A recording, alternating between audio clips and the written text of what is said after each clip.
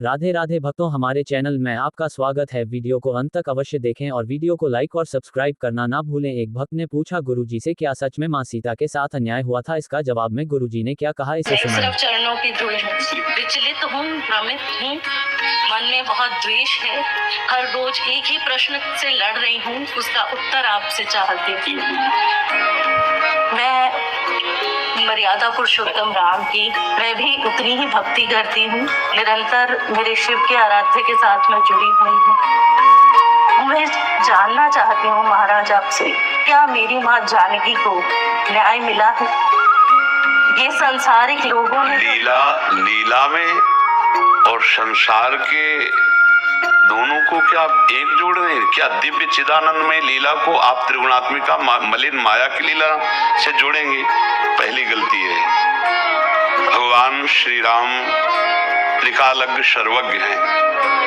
भगवान श्री राम के निज जनों में एक गर्व प्रकट हुआ था।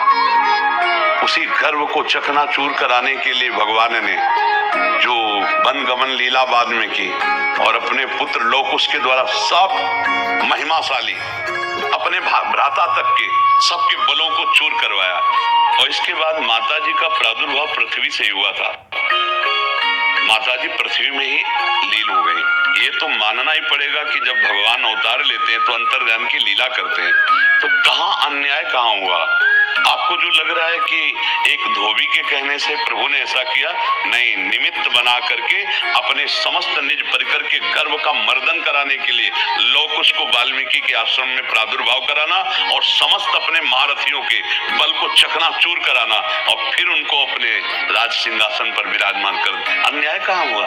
ऐसा लगता है। नहीं, आपको क्यों लगता है? आपको लगना ही नहीं, क्योंकि आपकी बुद्धि जो है वो त्रिगुण माया के अंतर्गत है और भगवान की जो लीला है वो त्रिगुणातीत है। चिदानंद में देह तुम्हारी विगत विकार जान अधिकारी। ऐसा नहीं, आप उस विषय को नहीं जान सकती है। जब तक उस कोटि की दिव्यता नहीं होगी तब तक आप उस दिव्य लीला को कैसे समझ पाएंगे? जैसे हम आप मिल जाएं, अब इनके आगे हमको आपको खेल दिखाना है, तो हम आप बैर विरोध का अगर भी खेल करेंगे तो इनको लगेगा कि गुरु शिष्य में बैर विरोध कैसे हो सकता है। लेकिन जब ये हमारे आपके रास्ते को जानेंगे तो हंस देंगे कि दोनों मिल के चले थे, इसलिए ऐसा खेल खेले थे। तो रावण कुंभकर्ण जय विजय है ना, भगवत पार्षद है ना, भगवान का अवतार एक लीला विनोद के लिए हो रहा है ना। तो जानकी जो भगवान की अर्धांग से प्रकट हुई है, वो भूमि से प्रकट होने की लीला है। भगवान की अर्धांग है जानकी। जैसे शिव और शिवा अभेद हैं, ऐसे राम और जानकी अभेद हैं, ऐसे राधा और कृष्ण अभेद हैं। इनकी लीला जो होती है उसमें रहस्य छुपा होता है। तो अपने जनों, अब भगवान के निज जनों का गर्व कौन मर्दन कर सकता था? भगवान का अंश ही कर सकता था। अब भगवान अयोध्या में रखकर ऐसा नहीं कर सकते थे, इसलिए वाल्मीकि जी के आश्रम में उनको, हाँ, वो लीला है भगवान की और ये मिलकर लीला है। ऐसा नहीं है कि जरा भी कहीं भी अन्याय। धर्मात्मा जितने भी हुए हैं, महात्मा जितने भी हुए हैं, भगवान श्री राम के कहीं भी किंचन मात्र भी मर्यादा पुरुषोत्तम में इतना भी दोष नहीं निकाल सकते। तो फिर वो अपनी प्रिया के साथ ऐसा कैसे कर सकते हैं? वो तो उनकी अर्धांग है, उस लीला को समझना है। तो आप उनमें पहले तो ये भाव हटा दीजिए। हाँ, वहाँ लीला थी जिससे सबको बांध दिया, सबके अभिमान को चूर कर दिया। आप देखो ना, और फिर आकर के विराजमान होते हैं अयोध्यापति के समीप आकर ही तो विराजमान होते। और जानकी जी का प्रादुर्भाव भूमि से हुआ, इसलिए भूमि में अंतर्ध्यान हो गई।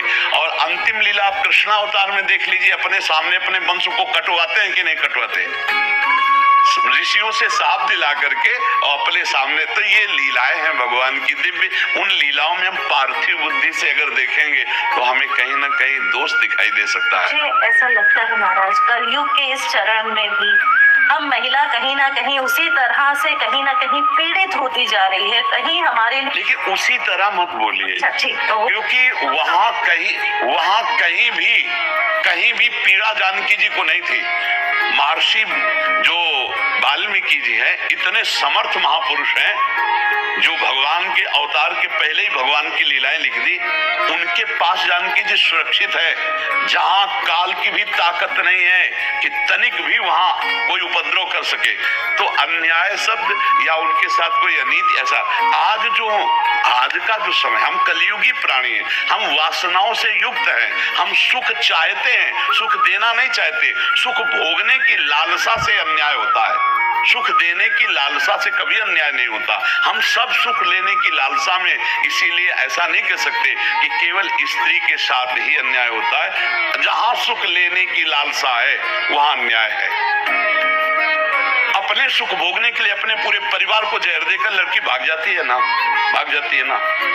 एक पुरुष से ब्याह होने के बाद दूसरे पुरुष का वरण कर लेती है, अपने पति की हत्या कर देती कि नहीं कर देती। या स्त्री के साथ ऐसा व्यवहार किया जाता है या पुरुष के साथ व्यवहार किया जाता है, एक पक्ष में आप देख नहीं सकती।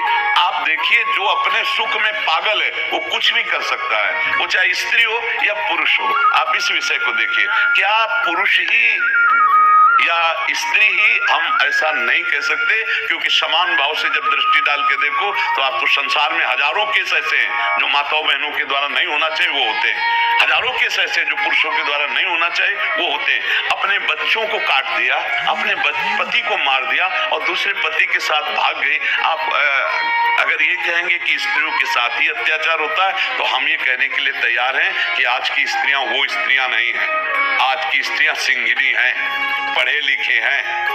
आज की स्त्रियां वो नहीं है जो पुराने जमाने में थी कि आप थप्पड़ मार दो चुप होकर बैठ जाएंगी, थप्पड़ मार दोगे तो बीच सभा में थप्पड़ मारकर तुम्हें बंदी बनवा देंगी। आज की पढ़ी लिखी लड़कियां हैं। पर देखो, कुमार्गामी लड़कियां भी हैं और कुमार्गामी लड़के भी हैं, दोनों पक्ष देख रहे हैं। तो इसलिए उसको भगवान की लीला से न जोड़ा जाए। ये मलिन माया की लीला है और वो मायातीत लीला है भगवान।